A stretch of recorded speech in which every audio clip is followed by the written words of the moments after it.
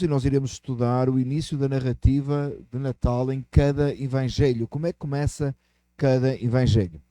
E nós acabámos de estudar Malaquias, right? Há umas semanas atrás, e entre Malaquias a seguir na nossa Bíblia, e na Bíblia, na Palavra de Deus, vem Mateus capítulo 1. Mateus capítulo 1, do versículo 1 ao versículo 17, que é o texto que iremos ler hoje.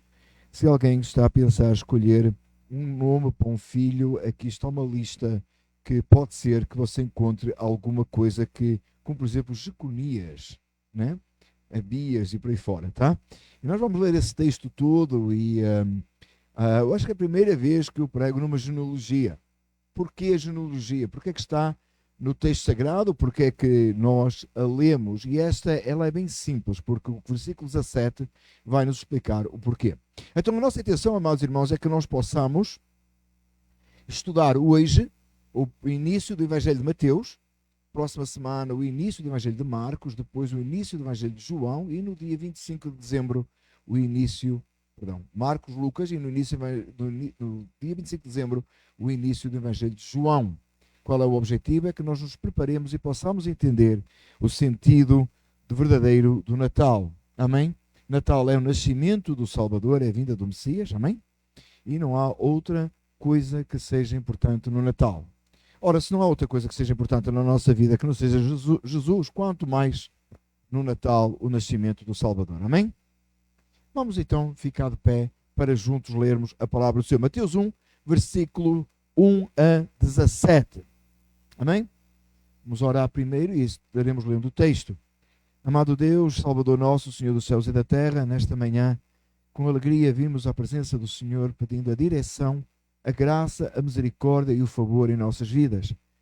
Que o texto apresentado a nós possa ser explanado conforme está escrito e o Senhor possa encher os nossos corações de sabedoria e de graça e nos preparando para a celebração tão esperada daqui a umas semanas do nascimento do Salvador, sendo, ó Pai, uma celebração, porque o nascimento já aconteceu, o sacrifício foi feito, a ressurreição aconteceu e para sempre o Senhor é Deus.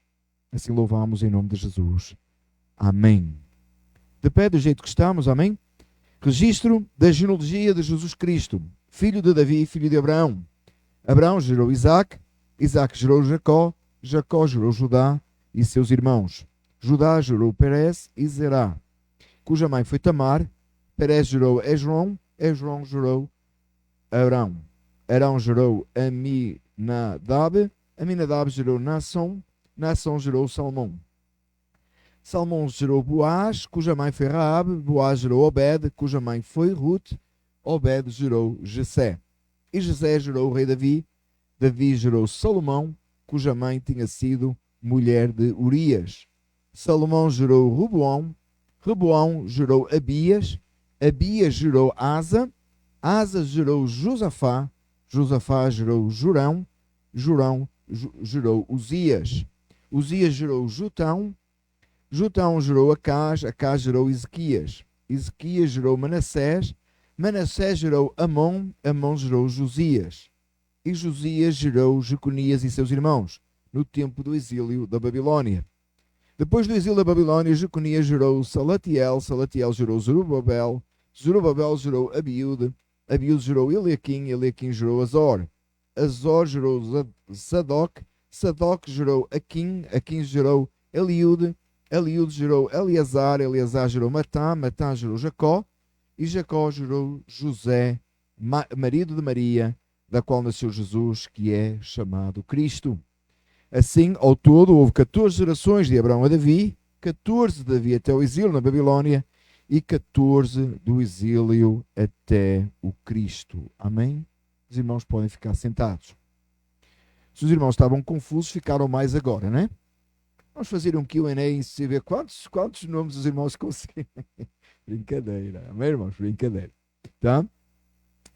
O texto, obviamente, o versículo 17, vai criar as divisões do próprio texto. Não é um texto tão difícil de pregar assim como os irmãos podem imaginar. Eu sei que no meio, os irmãos já devem ter ouvido questões muito importantes, como por exemplo, nomes aqui que sobressaem, como por exemplo Ruth, Obed, Boaz, que nos lembram as histórias do Antigo Testamento, mas há outros nomes que realmente não trazem uma grande referência, a gente não lembra muito bem.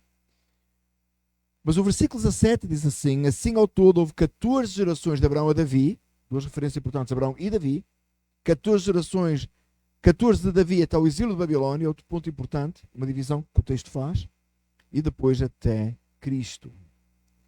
Os irmãos devem saber que o objetivo de Mateus é o evangelho que foi direcionado para os judeus. Amém? Cada evangelho foi direcionado de uma determinada forma, falando dos evangelhos sinóticos, Mateus, Marcos, Lucas. João é um texto completamente diferente, que tem um objetivo diferente. Iremos chegar lá no dia 25 de dezembro. Nos evangelhos sinóticos, aqueles que apresentam a mesma verdade de uma outra perspectiva, no evangelho de Mateus, o objetivo é os judeus. Jesus é apresentado no evangelho de Mateus como o rei messiânico. Jesus como rei, mas como o Messias prometido. Porquê? Porque o povo judeu, lamentavelmente muitos ainda hoje, a maioria ainda hoje, continua à espera da vinda do Messias. Amém? O Messias já veio. Amém? Ele virá a segunda vez.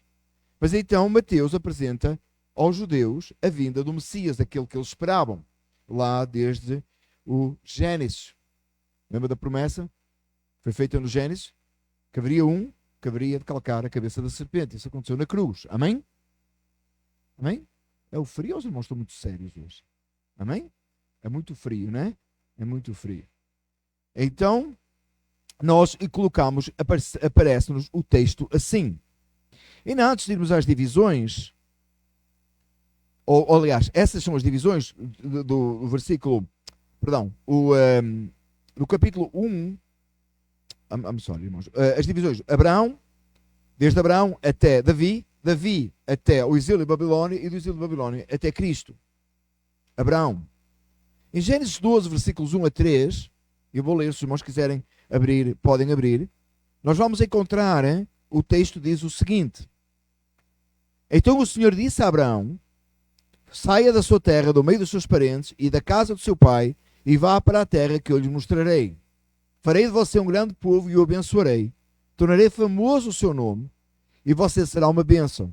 Abençoarei os que o abençoarem, e amaldiçoarei os que amaldiçoarem, e por meio de você todos os povos da terra serão abençoados. Os irmãos conhecem este texto, esta promessa. Deus fez esta promessa a Abraão. O texto de Mateus, o Evangelho de Mateus, começa precisamente com a geração de Abraão e o chamado de Abraão. Se você olhar lá no versículo 1, com a Bíblia aberta em Mateus, diz assim: registro das genealogias de Jesus Cristo, filho de José, filho de Abraão. Era fácil para os judeus entenderem, ao lerem o Evangelho de Mateus, e deveria ser fácil para os judeus hoje entenderem, que Jesus veio da descendência de Abraão, aquele a quem tinha sido feita a promessa. Este texto você vai encontrar cheio e repleto de promessas. A primeira promessa que o texto faz referência é então a Gênesis 12, 1 a 3, onde Deus disse a Abraão que faria de Abraão uma grande nação e que em Abraão seriam abençoadas todas as famílias da terra. Como é que isto acontece? E onde é que isto acontece? Acontece por Cristo. Como vocês sabem, Abraão teve dois filhos, um era da promessa e o outro era da escrava. Um foi promessa de Deus em Isaac será contada a tua descendência, disse Deus a Abraão.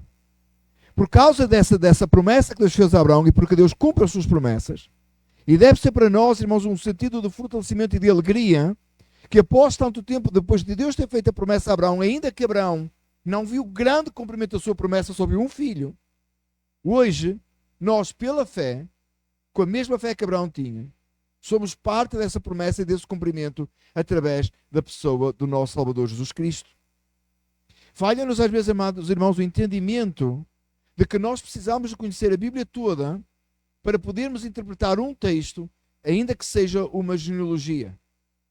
Ainda que seja só a genealogia. A gente depois de volta logo. Ainda que seja só o primeiro texto de Mateus, nós precisamos de entender e ter um entendimento bíblico da verdade absoluta para que possamos entender cada texto. Deus disse a Abraão: sai da tua terra, da tua parentela, farei de ti uma grande nação, e isso só tem cumprimento em Jesus Cristo, e nós hoje somos descendência. Entenda que Abraão não teve essa noção. Quando Deus mostrou as estrelas a Abraão e disse, assim será a tua descendência, Abraão tinha um filho, ele não tinha a menor ideia. Aliás, Deus falou com ele não tinha nenhum filho, já era velho e a esposa era velha também. Daí que ele fez o erro de ter o filho da escrava. Irmãos, há um dizer por aí hoje de que o crente não morre sem ver o cumprimento das promessas de Deus. Você já ouviu isso? Até deu hino isso aí, uns anos atrás deu um hino. Não morrerei enquanto a promessa não se cumprir e blá blá blá blá blá. Meus amados irmãos, nós perdemos a visão porque nós somos muito diminutos e fracos. Nós só conseguimos ver o que está à nossa frente. Nós às vezes esquecemos que nós somos uma parte no projeto de Deus de redenção através de Cristo. Meu amado irmão, não fique preso a que uma promessa tenha cumprimento na sua vida que você veja. Tenha a certeza. Note o que eu lhe digo. Não fique preso. Ok, Deus vai fazer determinada coisa, eu vou ver. Não fique preso àquela realidade sua física aqui. Abra os olhos para a eternidade. O seu papel no reino de Deus, o seu papel quando você faz evangelismo, ou você fala Jesus a alguém, ou você está na casa do Senhor, ela tem uma projeção eterna da qual nós não vemos. Abraão não viu. Tantos na Bíblia não viram. Você acha que cabia na cabeça de Paulo que as cartas dele seriam lidas e pregadas cada dia do Senhor 2000 anos depois? Não perca o foco de que a promessa de Deus de salvação para si, para a sua casa, para a sua família, para os seus vizinhos, para aqueles a quem você evangeliza, ela é mantida em Cristo. Se Deus vai salvar, Ele vai salvar e nós não veremos muita coisa. Além disso, eu estou certo, irmãos, que nós chegaremos ao céu e veremos resultados de coisas que fizemos nesta terra, as quais nós achamos que foram inúteis. É claro que há muita coisa que nós temos visto, Deus agir, nós temos visto-as fazer, nós vemos respostas às nossas orações, mas há muita coisa que nós não veremos nesta terra, mas que na eternidade perceberemos. Imagine quando Abraão, dependendo do ponto de vista escatológico que você tenha, mas na eternidade percebeu ou perceberá que toda aquela promessa era a igreja de todos os tempos. E que nele seriam abençoadas todas as famílias dos salvos da terra. Primeira divisão, primeiro ponto de Mateus 1 é Abraão e a promessa. Porquê? Porquê Abraão? Porquê começa em Abraão? Porque o texto está precisamente a falar para os judeus, aqueles que esperavam a vida do Messias. Para eles Abraão era conhecido, ele sabia o que é que Deus tinha prometido a Abraão. Ainda hoje sabem. Então, Deus, o texto começa, Deus fala através de Mateus e começa com Abraão, mostrando a primeira parte, o cumprimento. Então, o Messias esperado. A seguir, a próxima divisão é Davi. No Salmo 132:11 diz assim: o Senhor fez um juramento a Davi, um juramento firme que ele não revogará, colocarei um dos seus descendentes no seu trono. Mais uma vez, os judeus estavam bem familiarizados com a pessoa de Davi. O texto no versículo 17, Mateus 1:17, diz que as três divisões, primeiro de Abraão, já vimos a promessa que Deus tinha feito a Abraão, da descendência dele. O Messias viria da descendência de Abraão. E agora em Davi é prometido um que estaria no trono, e um trono que seria sem fim. Às vezes, meus amados irmãos, nós temos dificuldade em entender que Jesus é rei. O evangelicalismo moderno tem tornado Jesus num pedinte, num mendigo, num qualquer. Tem tornado Jesus naquele que talvez você vai dar uma outra chance. Talvez você vai ter tanta pena de Jesus, não é? A gente esquece, irmãos, e a gente não entende que ele é rei. Os judeus esperavam um rei, um descendente de Davi que haveria de firmar o seu reino. Meus amados irmãos, embora os judeus entendiam um reino físico, um reino que queria, na época de Jesus, eles pensaram com Jesus, e os discípulos identificaram, quando identificaram que Jesus era o Cristo, eles entenderam que ele ia estabelecer o reino dele e livrá-los de Roma. Meus amados irmãos, o reino de Cristo, do qual ele é rei e senhor da descendência de Davi, porque Deus prometeu a Davi, E os irmãos lembram o que aconteceu no reinado de Salomão? E como depois o reino após Salomão foi dividido, mas Deus manteve a tribo de Judá de onde veio Jesus, porque a promessa de Deus tem que ser cumprida, Deus fala, acontece. E essa é a nossa confiança. E porque Deus fala, acontece, é que nós temos a certeza de vida eterna, sabendo que Deus que prometeu irá cumprir. O salvo crê nessa promessa, ele crê na promessa do Senhor, que Deus guarda o seu. Amém? E baseado nessa promessa de Davi, os judeus esperavam, e alguns ainda esperam, a maioria ainda espera hoje, que esse Messias fosse rei. E ele é rei. Meu amado irmão, você tem que estar muito... O que Satanás quer nos destruir, esta ideia de reino. É por isso, meus amados irmãos, que outra vez, sem querer criar uma divisão entre nós de pensamento, mas, amados irmãos, é por isso que nós temos o pensamento milenista. O reino está aqui agora. Nós somos o reino de Cristo, irmãos. O reino não vai acontecer um dia num tal de milênio. Está agora aqui. Nós somos a igreja de Cristo. Nós somos, Jesus é o nosso rei. E nós representamos esse rei aqui na terra. A igreja não é uma coisa qualquer, uma organização qualquer. É o reino de Deus. Jesus disse, é chegado o reino, não virá depois, já chegou. E nós somos parte. Engraçado como os crentes às vezes distorcem isso e dizem, eu sou filho do rei, Deus colocou-me por cabeça e não por cauda, blá, blá, blá. Fazem umas palhaçadas à volta de coisa desta terra que não tem nada a ver. Quando o nosso reino é celestial, é eterno, o nosso rei, e ele foi crucificado, é verdade, mas ele levantou, ele ressuscitou ao terceiro dia, ele vive e está, e ele é o nosso rei, ele é nosso Senhor. Ele não é o rei para que nós tenhamos sucesso na vida nesta terra. Ele é o nosso rei para que nós defendamos o seu reino. E o seu reino que é eterno, do qual um dia faremos parte na glória. Mas já aqui participamos e desfrutamos desse reino. Não há coisa tão bela aos olhos do Senhor como a igreja. E nós a reduzimos a uma coisa qualquer. A um checklist ao domingo de manhã. Ou uma coisa passageira. E eu sei, meu amado irmão, que muitas vezes, porque eu digo isto, os irmãos ficam, é porque ele é o pastor, não é? É porque ele é o pastor que ele pensa assim, então ele é o pastor que quer puxar assim. Meu amado irmão, se você não ama a igreja de Cristo, você não ama Cristo. Porque esta é a noiva.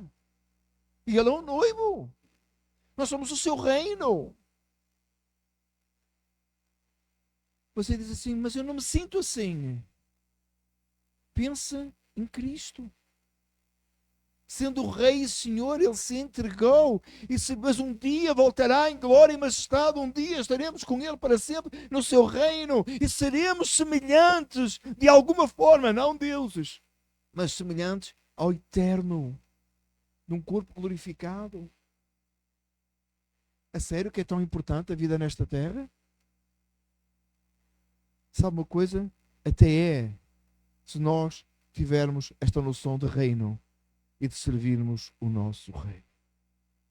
Representarmos Cristo onde nós estivermos. Às vezes somos tão patriota com coisa tão fraca. Coisa tão banal. Eu vou dar um exemplo, irmãos. O Cristiano Ronaldo esteve na Casa Branca. Eu posso ser honesto consigo, I can't care less. Ele realmente não me faz nenhuma diferença. Alguns de nós estão incomodados já. Não me fez uma grande diferença. Não me fez uma grande diferença. Comparado como quando todos os dias do Senhor, homens de Deus se levantam nos púlpitos para pregar que Jesus é rei.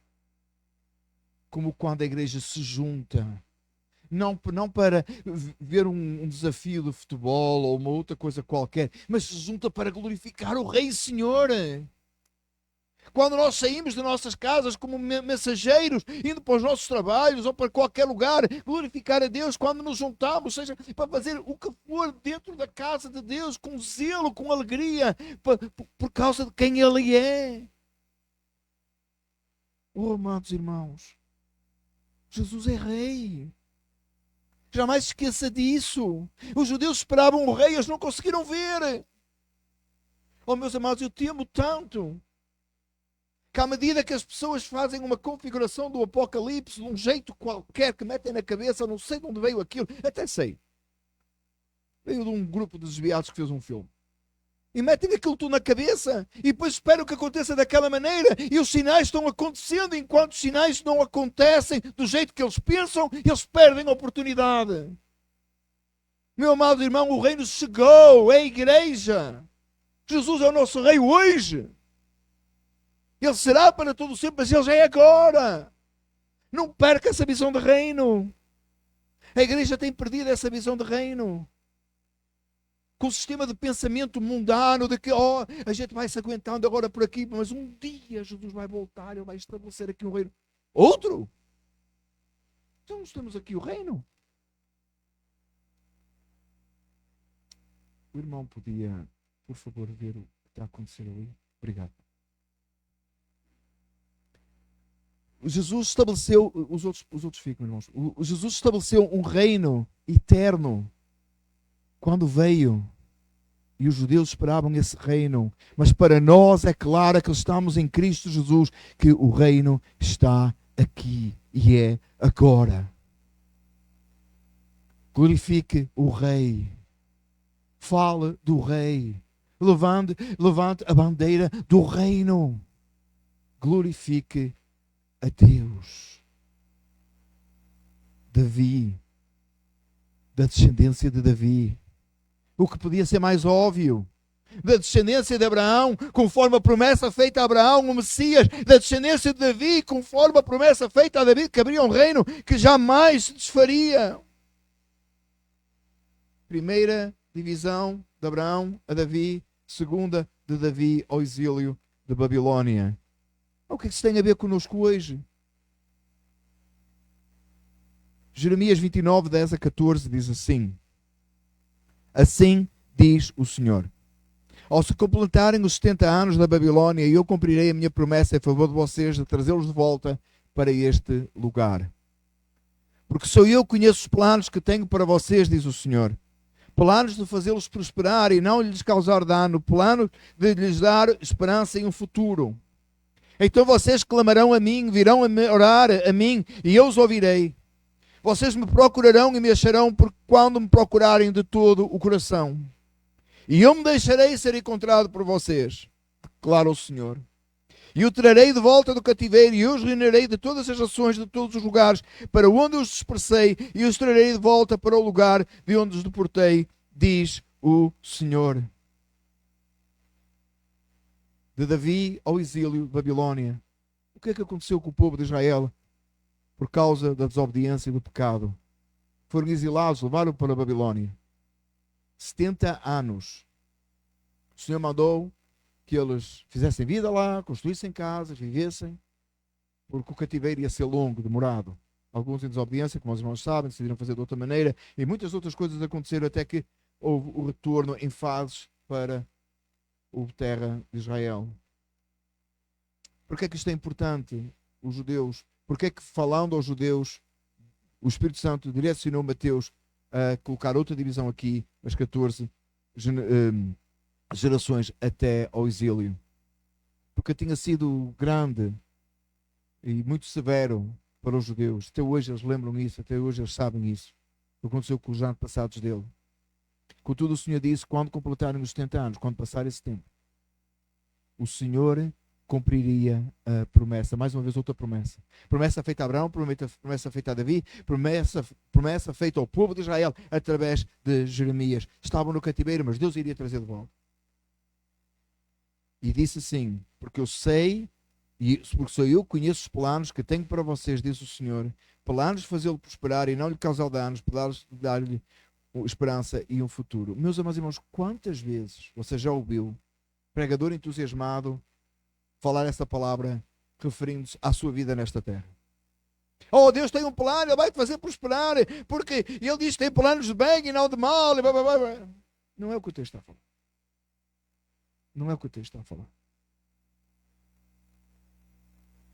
Olha o versículo seguinte. Então vocês clamarão a mim, virão a orar a mim, e eu os ouvirei. E porquê? Versículo 13. Vocês me procurarão e me acharão se me procurarem de todo o coração. E é muito importante o versículo 14. E eu me deixarei ser encontrado por vocês. O Senhor deixará que aqueles que são seu o encontrem. Volte-se para Deus esta manhã, volte-se para a cruz e para o sepulcro vazio, clame até que o Senhor se deixe encontrar. Quantas vezes, meus amados irmãos, nós oramos, clamamos, não tem resposta, é porque o Senhor ainda não se deixou encontrar. Mas haverá hora que Ele se deixará encontrar. Não cesse de buscar, não cesse de procurar a Deus. Meu amado irmão, vocês clamarão a mim, virão orar a mim e eu os ouvirei. O povo estava no cativeiro. O povo sentia abandono da parte de Deus, mas Deus tinha um plano, e o plano era de bem, era de trazer de volta o seu povo à terra, e dali, num momento tão especial, viria mais tarde, daquele mesmo povo, passando por aquela aflição. Deus nunca abandonou o seu povo. Ele permitiu que fosse castigado, mas Deus nunca abandonou o seu povo. Dali, mais tarde, na genealogia, Mateus coloca na genealogia aquele momento que parecia tão difícil e que parecia que devia ser esquecido, mas Deus, de uma forma especial, coloca lá para que o povo lembrasse que aquele Deus que os trouxe de volta é aquele que tinha a promessa, e de lá vinha o Messias. Que texto maravilhoso! Amados irmãos, às vezes parece que estamos no cativeiro, parece que estamos em grande aflição, parece que o Senhor se esqueceu de nós. Não, meu amado irmão, Deus está permitindo que coisas venham à nossa vida para que sejamos aperfeiçoados, para que possamos voltar para Ele, para que possamos clamar, para que possamos chegar perto do Senhor, e clamamos, mas tem uma hora que Ele se deixa ser encontrado. Meu amado, Deus tem planos para nós que não tem nada a ver com as coisas desta terra, embora nesta terra Ele cuida de nós. E nós sabemos isso. Vamos aqui esta manhã porque o Senhor cuidou, não? Ou você veio de qualquer maneira sem o cuidado de Deus? Não veio. Nós podemos nem perceber, mas Deus cuida de nós. Mas isso não é o importante.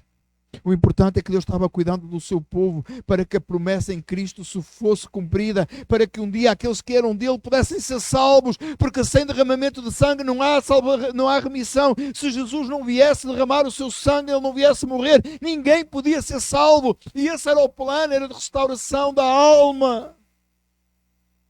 Quantas vezes, meus amados irmãos, ficámos batendo em coisas desta terra e lutámos por coisas desta terra e clamamos e oramos e esquecemos das coisas celestiais. Meu amado irmão, o Natal é uma época bonita de paz, amor, alegria, satisfação. Por quê? Celebra Cristo. Porque senão não é. Senão não presta, senão não tem interesse. Eu não sei quanto a si, eu sei que a maioria dos irmãos tem um grande desejo pelo Natal. Meu amado irmão, faça o melhor Natal que você puder. Eu só lhe recomendo uma coisa: que Cristo seja o centro, ou então não vale a pena. Porque o Natal é sobre Jesus. É sobre a vinda de Cristo, porque nós não podíamos ir até Ele, Ele veio até nós. Deus preparou todas estas gerações. Você entende, amados irmãos, o preparo de Deus para que o Messias viesse? Tem um grupo aí, há uns anos atrás, saiu com uma ideia de que não é para ler o Antigo Testamento. Eu não sei de onde é que tiraram isso. Não dá para perceber a vinda do Messias. Não dá nem para perceber os primeiros 17 versículos do Novo Testamento.